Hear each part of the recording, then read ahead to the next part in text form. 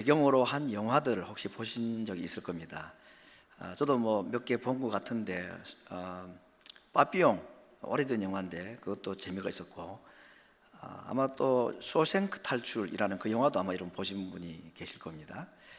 최근에 나온 영화, 아주 뭐 재미있는 소설 같은 영화는 아닌데 실제 있었던 사건을 드라마화해서 최근에 발표가 된 영화가 하나 있습니다. Just Mercy, 단지 자비 때문에, 이런 뜻을 가지고 있는 영화인데, 한 그 억울한 누명을 쓴 사형수를 하버드대 법대 출신의 유능한 변호사가 자임해서 먼 곳까지 내려가서, 그분은 델라웨어 출신입니다. 실제 있던 인물이 지금도 살아 있습니다. 이분이 이제 이 변호를 하고 해서 결국은 무죄 석방을 하게 되는 아주 실제 이야기인데 드라마틱한, 드라마와 같은 이야기가 있는 영화도 제가 최근에 한번 본 적이 있습니다. 세상에 살아가다 보면 참 이런 억울한 일들, 또 있을 수 없는 어떤 오해와 오명, 이런 것들로 살아가는 사람들이 의외로 많이 있고, 뭐 남 얘기가 아니라 나를 봐도 어떻게 내게 이런 일이 일어날 수 있을까, 하나님 잘 믿는다는데 왜 이런 일이 일어나야 되는가 하는 이해할 수 없는 어려움이나 고난들이 인생살이에는 있는 것이 현실이고 또 사실이라서 참 안타깝지만 이런 일들을 보면서 우리도 많이 참 슬퍼하고 낙망하기도 합니다. 오늘 제가 드리고 싶은 말씀 바로 이 주제입니다. 왜 내게 이런 일이, 또는 믿는 자에게 어떻게 이런 일이, 하나님이 살아계시다면 이런 일이 있을 수가 있는가 하는, 좀 소설 속에나 일어날 수 있는 것이 오늘 누군가에게 현실이 된 것들을 생각할 때에 이 문제를 어떻게 우리가 이해를 해야 될 것인가 하는 것을 오늘 하나님의 절대 주권이라는 큰 주제를 가지고 좀 말씀을 드리고자 합니다. 지난주에 이어서 오늘도 제가 동일한 주제를 말씀드립니다. 하나님의 절대 주권, 좀 무겁고 또 언뜻 이해하기가 쉽지 않아 보이는 주제이지만 이 이야기는 너무나 중요한 주제입니다. 왜냐하면 방금 말씀드렸던 그러한 억울하고 이해할 수 없는 오해나 오명들이 우리 인생 가운데 찾아올 때에 그 문제를 해결할 수 있는 답이 바로 저 단어이기 때문에 그렇습니다. 저 하나님의 절대 주권이라는 것을 이해하지 않으면 우리에게 다가오는 이 지금 이해할 수 없는 고난과 고통을 절대로 해결할 수가 없기 때문에 지난주에 이어서 오늘도 다시 한 번 더 이 하나님의 절대 주권이 무슨 의미가 있는지 한번 다짐하고 깨닫는 그런 은혜를 사모하는 마음으로, 조금 어려울 수가 있기 때문에 눈을 한 2배로 크게 뜨시고 귀도 2배로 크게 여시고 말씀에 경청을 하셨으면 좋겠습니다. 여러분, 하나님이 정말 살아계시다면 왜 이런 억울한 일들, 불의한 일들이 일어날까, 이런 고민들을 해본 적이 있습니다. 앞에 말씀드렸던 그런 그 감옥 드라마 이야기들은 대부분의 설정들이 누명을 쓰고 감옥에 들어간 사람들입니다. 그래서 땅굴 파가지고 도망한 이야기가 뭐 이 쇼생크 탈출이나 뭐 이런 이야기고, 아까 얘기했던 그 저스트 머시라는 이것은 이 드라마 같이, 소설과 같이 아주 재미있지는 않지만 실제로 일어난 유능한 변호사의 헌신적인 변호를 통해서 억울함을 벗어난 이야기이긴 합니다만은, 그 억울함 벗어나지 못하고 감옥에서 평생 살다가 또는 사형수로 죽은 사람이 의외로 많다고 합니다. 그런 걸 생각하면 이거 얼마나 억울한 일입니까? 어느 날 갑자기 내가 사형수가 돼버린 거야. 살인자가 돼가지고 누명을 쓰고 아무에게도 보호받지 못하고 그냥 감옥 생활로 인생을 끝나버린 사람이 있다면 누가 이거 보상을 해줄 것인가? 그와 비슷한 일들이 우리에게도 일어날 때 우리는 어떻게 이 문제를 성경적으로 이해를 해야 될 것인가 하는 것이 오늘 설교의 주제입니다. 아마 우리 모두의 이야기이기 때문에 관심의 대상이 되리라고 생각을 합니다. 지난 주간에 우리 윤영석 주사님이 소천하셨습니다. 정말 안타깝고 충격적이죠. 그런데 저는 또 한 분의 죽음을 멀리서 바라보았습니다. 올해 61세가 된 선교사님입니다. 부인 선교사님입니다. 교통사고로 한 3일 치료를 받다가 세상을 떠났습니다. 요즘은 이제 뭐 SNS가 발달되어 있으니까 현장 중계들을 할 정도로 그 참 장례식 장면을 제가 보면서 이 질문을 하지 않을 수 없었습니다. 하나님 왜 이런 일이 일어나야 합니까? 정말 할 일이 많고 정말 모범적으로 선교 생활을 하셨던 분입니다. 저희 교단에서는 모르는 분이 없을 만큼 참 좋은 분이었습니다. 그런데 어떻게 이런 일을 하나님이 그냥 허용을 하십니까? 하나님 살아계시다면 이럴 수가 있습니까? 하는 탄식, 오해에 대한 고통, 이런 것들이 흘러나올 수밖에 없는 일들이 지금도 우리들 주변에는 계속 일어나고 있다는 것입니다. 오늘 여기에 대한 답변이 저 구절입니다. 하나님은 절대 주권이라는 것으로 이해를 할 수밖에 없다 하는 것입니다. 제가 성경 구절을 몇 구절을 소개해 보겠습니다. 정말 이런 일이 있을 수 있는가? 시편 73편은 내가 하나님 앞에 거의 실족할 뻔하였고 내 걸음이 미끄러질 뻔하였다. 이걸 우리가 한국 성도들이 쓰는 말로 하면은 하나님 저 시험 들 뻔했습니다. 누구에게? 하나님께. 그 말입니다. 정말 실족할 것 같습니다. 그 내용이 뭐냐? 악인은 잘 되고 왜 하나님 앞에 열심히 산다는 신앙이 있고 참 믿음으로 살아가겠다는 사람들한테는 이런 어려움들을 그냥 허용을 하십니까? 하는 겁니다. 대표적인 원망시죠. 우리 지난주에 보고 오늘도 보게 될 이 욥이라는 사람, 그렇지 않습니까? 정말 억울한 이 참 슬픈 가정에 일어났던 일들을 도무지 이해할 수 없는, 하나님께서 아무리 물어도 답을 하지 않으셔서 더 답답했던 이 욥의 이야기. 오늘 또 하박국 선지자도 마찬가지입니다. 하박국이 3장으로 되어 있는 1장은 바로 2절 4절에 있는 이 질문으로 시작합니다. 여호와여, 내가 부르짖어도 주께서 듣지 아니하시니 어느 때까지니까? 내가 강포를 인하여 외쳐도 주께서 구원치 아니하시나이다. 어찌하여 나로 간악을 보게 하시며 배역을 목도하게 하시나이까? 대적 겁탈과 강포가 내 앞에 있고 변론과 분쟁이 일어났나이다. 이러므로 율법이 해이하고 공의가 아주 시행되지 못하오니 이는 악인이 의인을 애워쌌으므로 공의가 굽게 행함이니이다. 악인 바벨론 군대가 의인 하나님의 백성 이스라엘을 공격하고 이제 곧 나라가 망하게 되었다고 하니 어떻게 이럴 수가 있습니까? 물론 이 하박국의 기도는 약간의 좀 과장됨이 있긴 합니다. 이스라엘이 하나님께 멸망받을 이유가 있는 가운데서 일어난 일이기 때문에 하나님께서 말씀하면 하박국 할 말이 없긴 합니다만은 아무튼 내용은 그렇습니다. 시편이나 오늘 하박국이나 욥의 이야기가 다 그런 거죠. 하나님 살아계시면 어떻게 이런 일이 있을 수가 있습니까? 너무 억울합니다. 저 하나님께 시험 들었습니다. 이런 얘기를 하고 있는 겁니다. 이런 일들이 우리 가운데도 있을 수가 있다는 겁니다.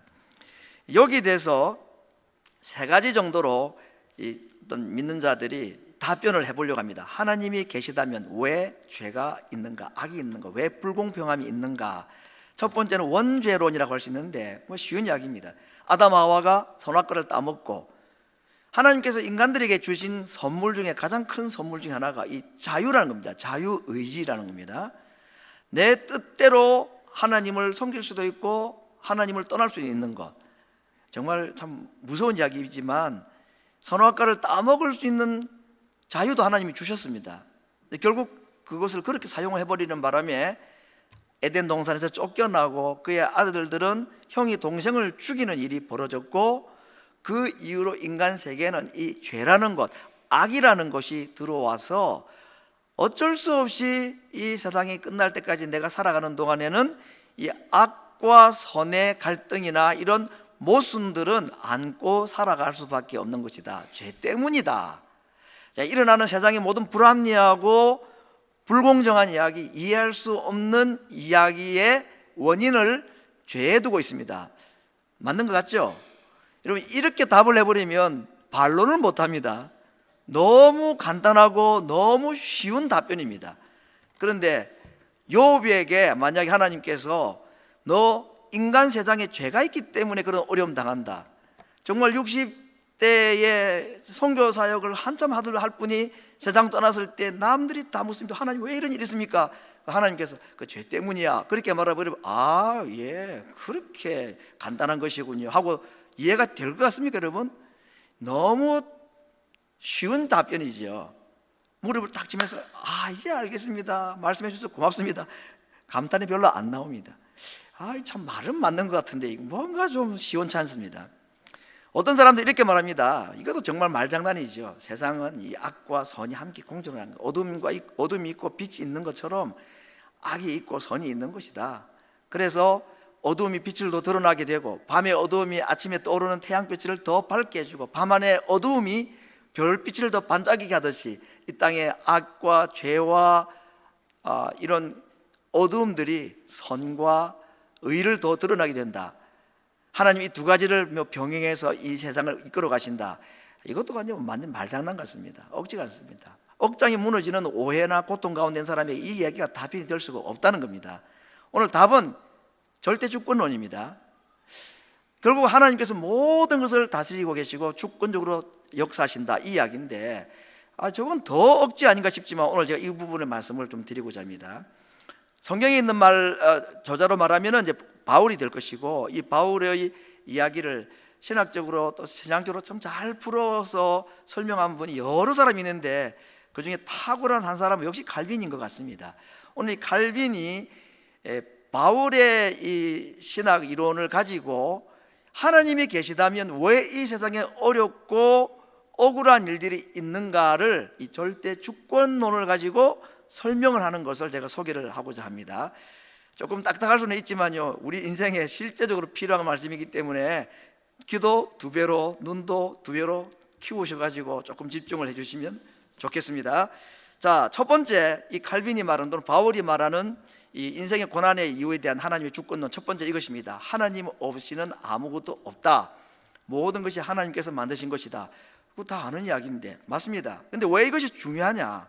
이 첫 번째 대전제가 왜 중요하냐 하면요, 이 세상은 하나님을 부인하고 하나님을 인정하지 아니하려 하는 아주 못된 습성이 있습니다. 안 믿는 사람들을 두고 하는 말입니다. 세상에 믿지 않는 사람들은요, 여러 가지 이야기를 하는데 그 모든 이야기의 배후에는 어떤 생각이 있느냐? 하나님이 계시지 않다라고 말하고 싶어 한다는 것입니다. 로마서 1장에서 말씀했죠. 바울이 말하기를 사람들이 그 마음에 하나님 두기를 싫어한다고 그랬습니다. 하나님이 정말 없다고 믿는 것이 아니고 하나님이 그들 마음속에 계시는 것 자체를 거부한다는 것이 바울이 본 세상 사람들의 죄악의 본성이라고 했습니다. 그렇기 때문에 우리 믿는 자들로서는요, 더더군다나 하나님께서 모든 것을 창조하시고 그 살아가는 우리 인생에 있는 모든 것, 내가 숨쉬는 것, 먹는 것, 살아가는 나의 모든 삶은 하나님으로부터 왔다. 하나님이 아니면 내가 존재할 수가 없다는 이 첫 번째 대전제를 조금도 양보해서는 안 되는 것입니다. 이 이야기가 무너지고 난 다음에 이것을 소홀하게 다루고 난 다음에는 오늘 인생의 고난의 문제, 죄의 문제가 왜 있는가는 이 하나님의 절대 주권으로 말미암아 해석할 수 있는 것이 출발도 못하기 때문에 이 대전제. 그래서 세례 요한도 말하기를 만일 하늘에서 주신 바가 아니면 사람이 아무것도 받을 수 없다 하는 말이 맞는 것입니다. 두 번째, 내가 가지고 있는 모든 것, 내 생명까지 호흡까지 하나님께서 주신 것이라면 그것이 하나님의 선물이죠. 여러분, 우리가 가지고 있는 모든 것, 내가 소유하고 있다는 이 모든 것은 내가 노력해서 얻은 것이 아니고 무엇입니까? 하나님께서 주신 선물입니다. 아멘 하십시다. 내 생명, 내가 먹는 모든 양식들, 내 통장에 있는 모든 것들, 이거 하나님께서 주신 선물이라는 이 믿음을 가지지 않으면 안 된다는 겁니다. 선물 받으면 뭐라고 인사합니까, 여러분들? 고맙습니다, 땡큐 해야죠. 그렇기 때문에 우리가 이 대전제, 모든 것이 하나님께로부터 왔고 내가 가지고 있는 모든 것이 하나님의 선물이라면 마땅히 하나님께 감사해야 된다는 겁니다.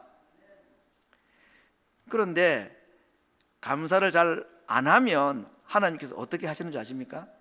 마땅히 하나님께 감사해야 되는데 감사 안 하면 하나님께서 어떻게 하셨냐? 감사하게 하십니다. 하나님 감사 받으실 분이시고 우리가 하나님께 감사하는 것이 우리에게 복이라니까요. 그러니까 받았음에도 불구하고 감사 못하면 하나님이 안타까워서 우리에게 감사를 하게 하신다 하는 겁니다. 무엇을 통해 가지고? 고난을 통해 가지고. 이게 바울 이야기고 칼빈 이야기입니다. 성경 이야기입니다. 그러므로 고난을 하나님께서 우리에게 주신다는 것, 좀 더 크게 봐서 도무지 이해할 수 없는 다소 억울해 보이는 고난이라도 우리에게 주시는 그 이유는 우리에게 뭘 회복하게 하기 위함일까요? 잊어버린 감사를 회복하게 하기 위함이다 라고 대전제를 우리가 가지고 오늘 이 주제를 좀 봤으면 좋겠다는 것입니다. 한 가지 예를 들어보겠습니다. 제가 밑에 한자 쌀을 이제 미라고 하죠. 쌀미라고 그러지 않습니까? 이 한자가 재미있는 것이 참 많이 있고 또 성경적인 그 이야기도 한자에서 많이 다루고 있는 거 참 우리가 여러분 경험하셨을 텐데, 제가 이번에 또 한 설명을 보았습니다. 이게 뭐 억지 같지는 않고 맞는 것 같습니다. 여러분 이 쌀미라는 것 저 보십시오. 먼저 무슨 별표 비슷한 거, 창고표 비슷한 거 있죠. 저건 숫자 8과 8 그리고 그 사이에 열 십자가 들어가 있는 것이라고 합니다. 그렇게 저 글자가 만들어졌대요. 쌀이 뭐냐? 88번의 수고를 거쳐서 우리 입에 들어오는 것이 쌀이다 라고 중국 사람들은 그렇게 생각하는 모양입니다. 정말 뭐 88번이나 거쳤는지는 모르겠습니다만, 뭐 예를 들면 쌀을 만들기 위해서는 어떡합니까? 벽지를 담그고 그 다음에는 뭐 소금물이 절이고 뭐 그런 과정이 있죠. 시골 농사하신 분들 다 아실 겁니다. 밭에 뿌렸다가 또 모종을 뽑아내고 다시 모내기를 하고 물을 대고 그리고 세우고 잡초를 뽑아내고 뭐 이 얼마나 일이 많습니까? 그래가지고 아무튼 이제 탈곡을 하고 정미소에서 껍질을 벗겨내고 그리고 씻어서 돌을 가려내고 어머니들이 밥솥에 앉히고, 요즘은 다 전기밥솥에 하는 거지만 옛날에는 나무를 베어와가지고 장작불을 피워야 되고 뭐 이런 거 하면 그걸 한 88번 정도 거쳐야지 우리가 밥 한 톨을 먹는지도 모르겠습니다.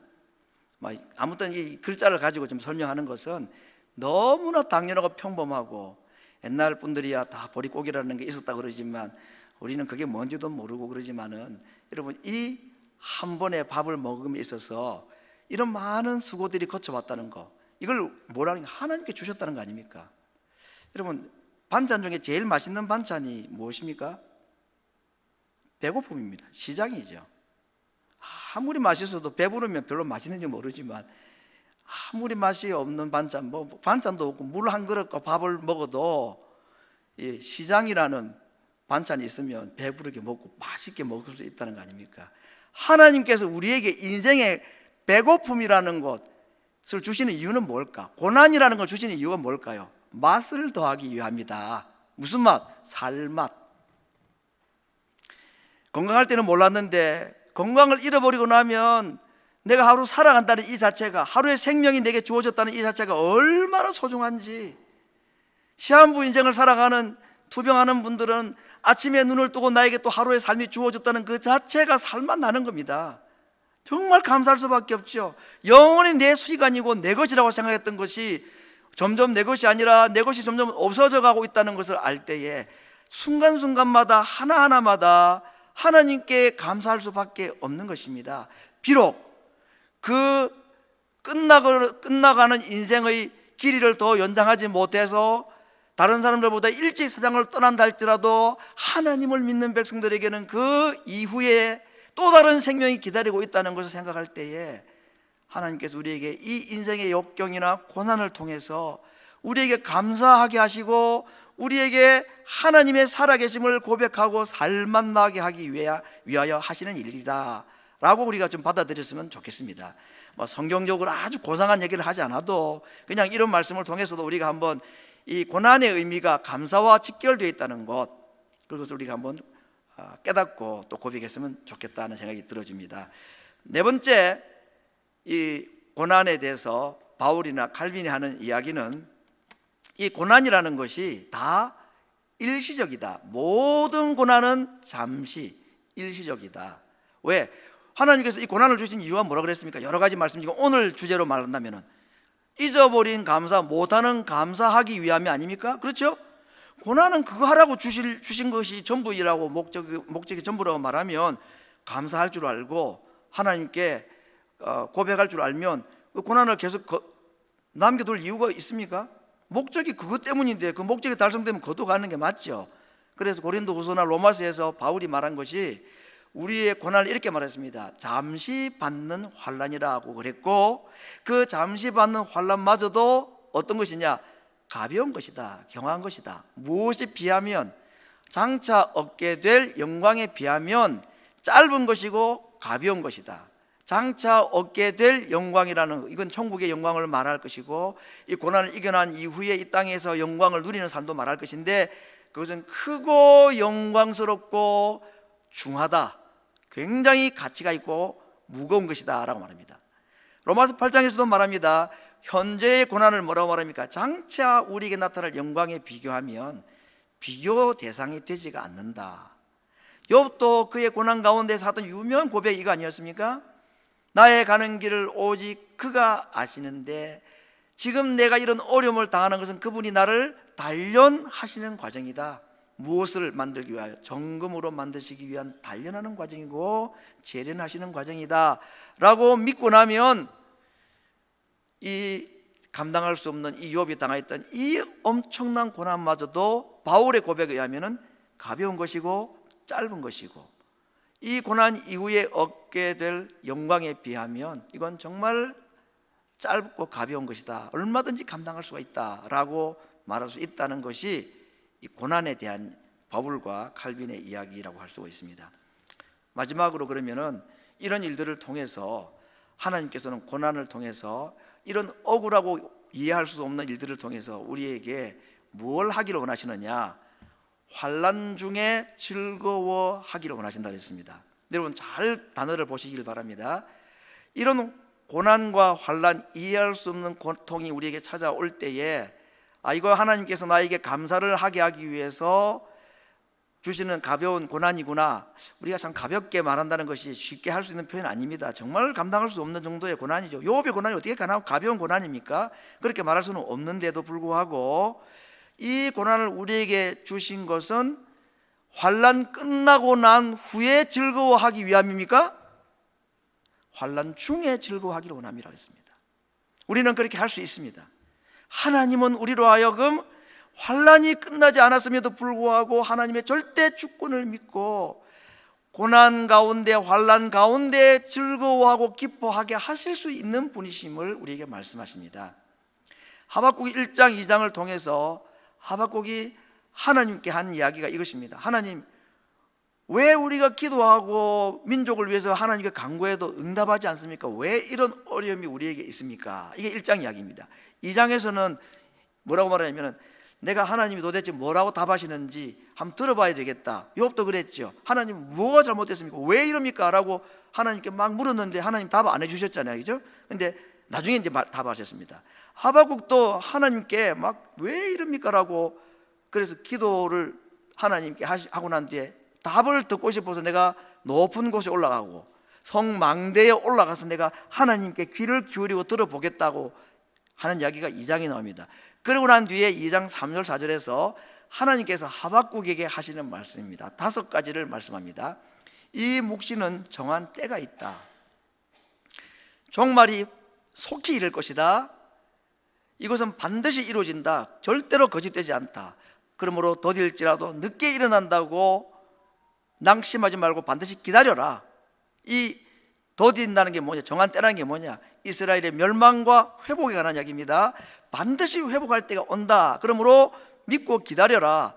지체되지 않고 정령 응한다. 반드시 응할 것이다. 그러므로 의인은 믿음으로 살아야 된다. 이것입니다.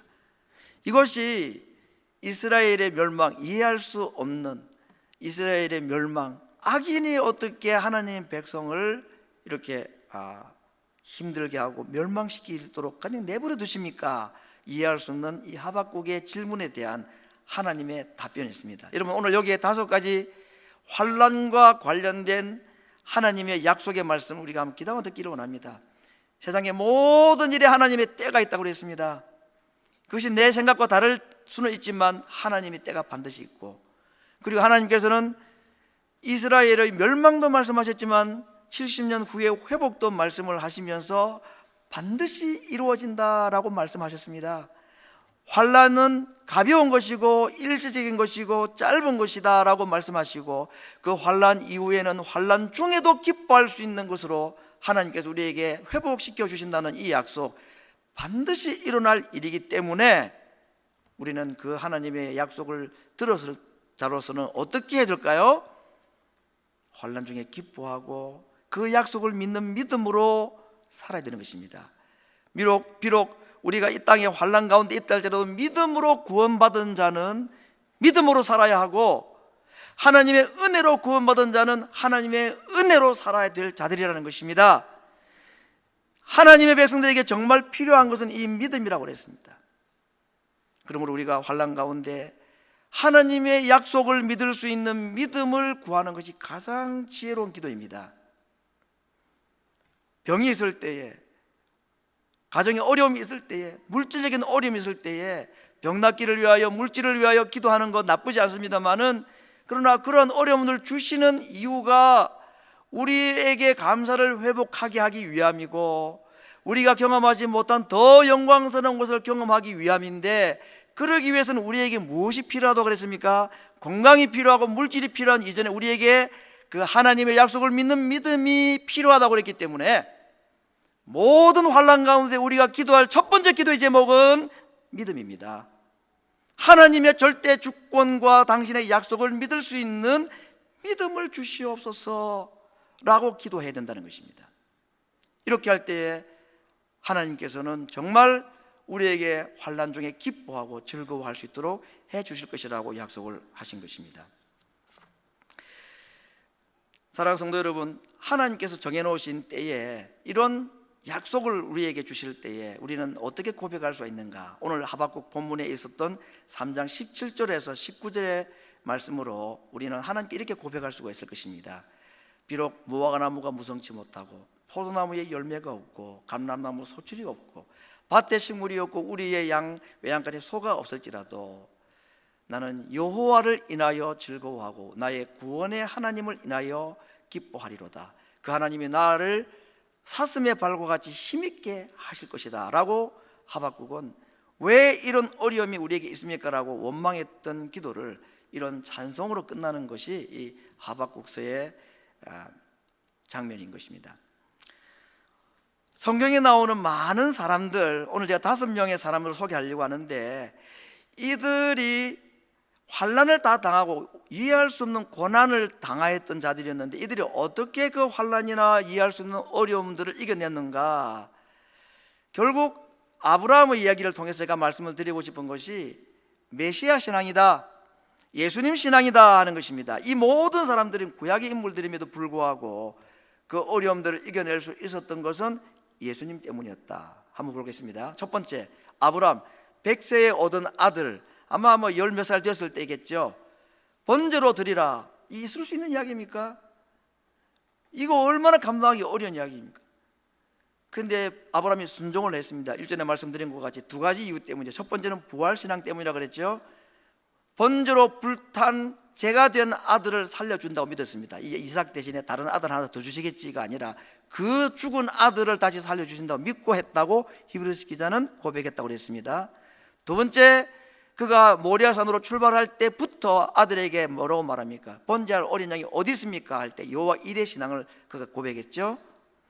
번제할 어린 양은 하나님이 자기를 위하여 친히 준비하실 것이다.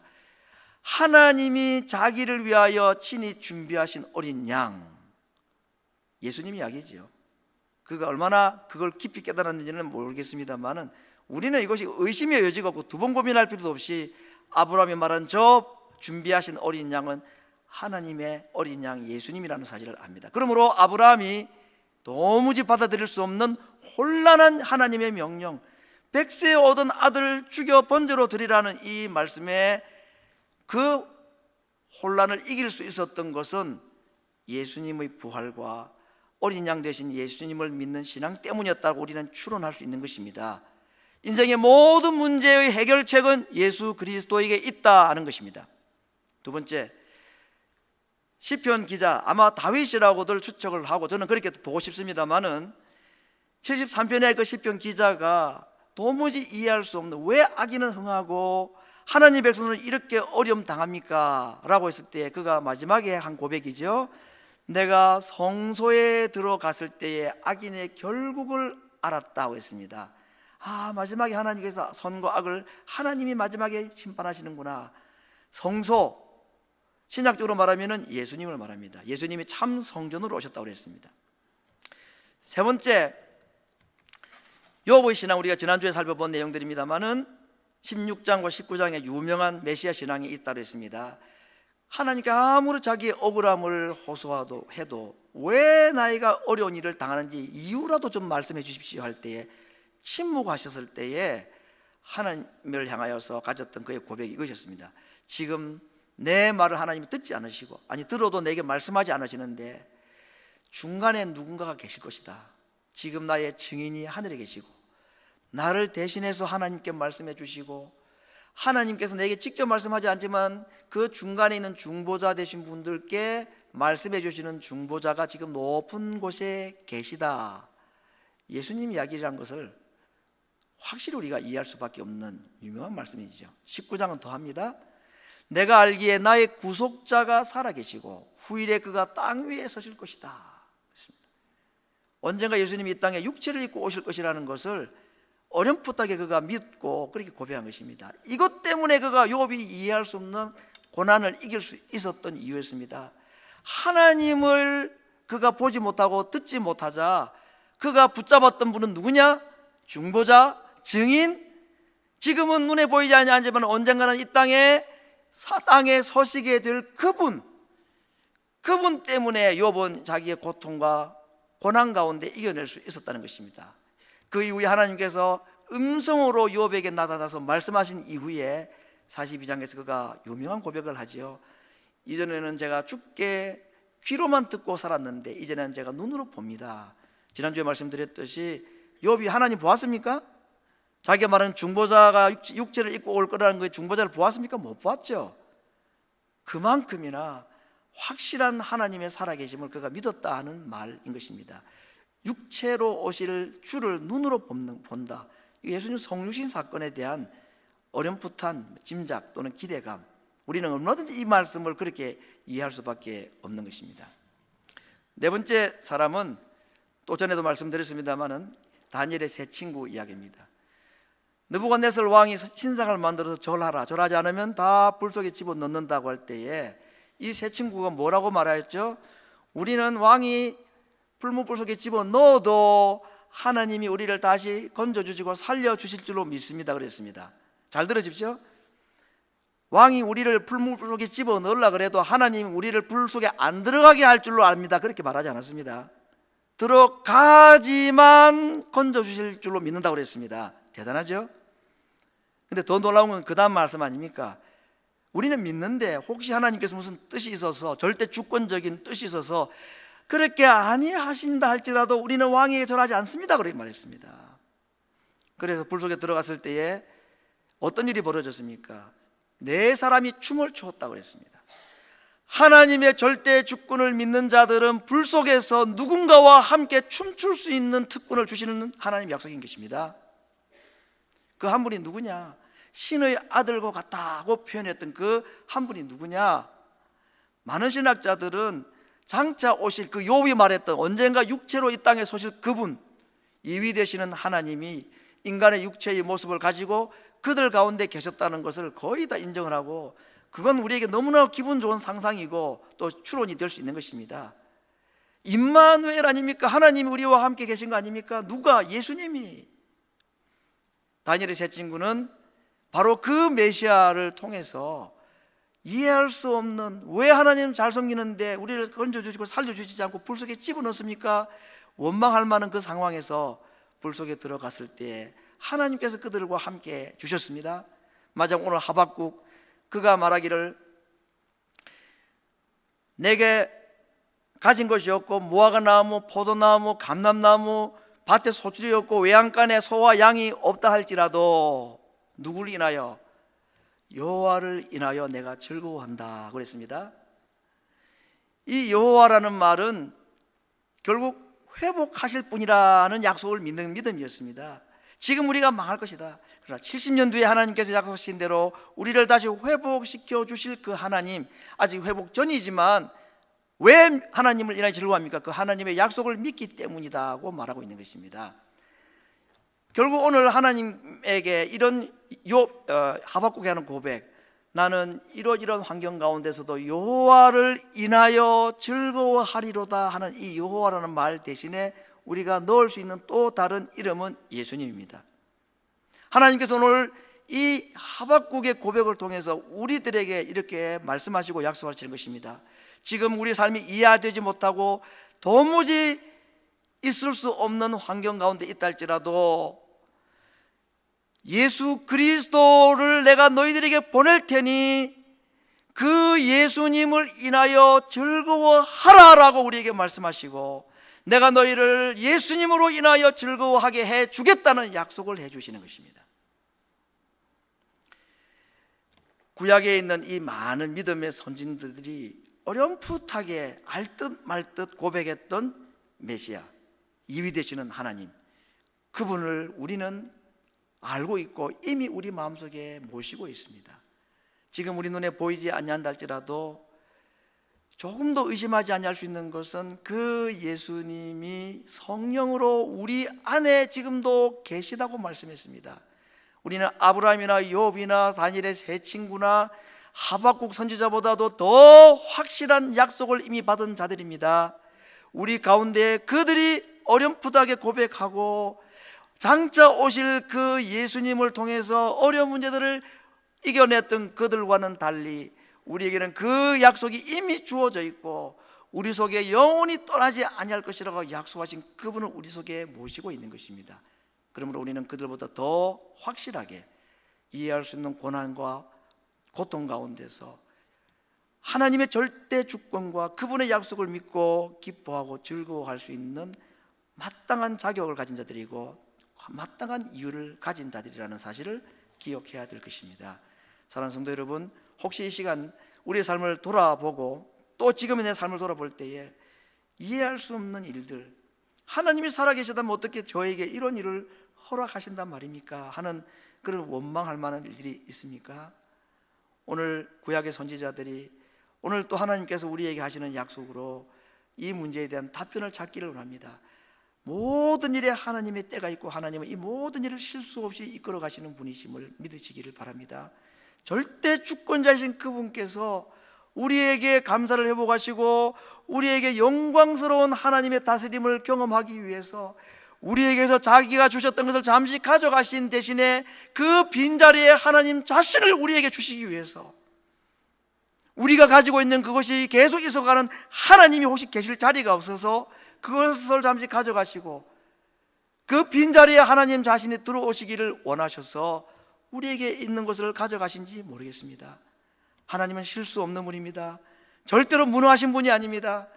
반드시 당신의 뜻을 우리 가운데 이루으실 분이라는 것을, 그분이 하신 약속을 믿고 의지할 때에 하나님은 오늘도 당신의 능력과 선하심을 우리에게 보여주시고 확신하게 하실 것입니다.